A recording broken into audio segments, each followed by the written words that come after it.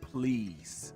This is a typical opening line from someone who wants the attention of his or her listeners. We've heard it in some form or fashion from teachers, parents, coaches, presidents, leaders, speakers of all sorts.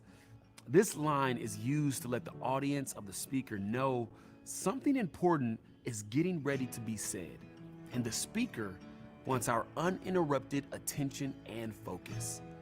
If you've ever heard these words, most likely you sat up straight, put your phone down, fixed your eyes on the speaker, and listened intently.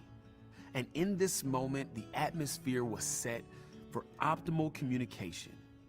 Why? Because our attention was undivided. You know, I personally believe this is what worship is. Worship at its core really is where we place our attention. Where you place your attention essentially is what you enhance, amplify, and worship. This is one of the reasons why I love what David said in the 34th Psalm. Because when we look at it, we see how he placed his attention on the one who deserved it most. He said, "I will bless the Lord at all times. His praise shall continually be in my mouth. My soul makes its boast in the Lord. Let the humble hear and be glad.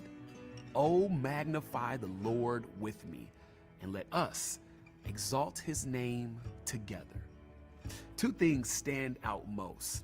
The first is the fact that he said he will bless the Lord at all times. This is important because David is giving us a glimpse of who has his attention and how often.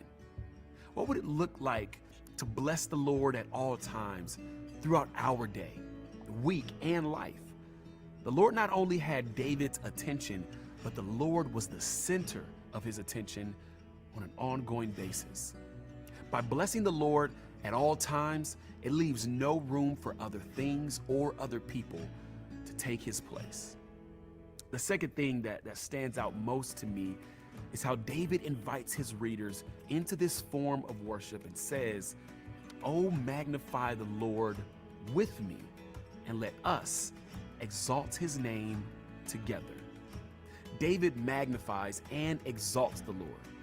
This is almost like David is saying, take a magnifying glass and place it over the Lord and all he has done. Sometimes we place that magnifying glass on our problems, our issues, and our circumstances, and those things become magnified in that moment. Those things become bigger because those things are what have our focus. You see, we determine what has our focus. We determine what we magnify. Ultimately, we determine who and what we worship.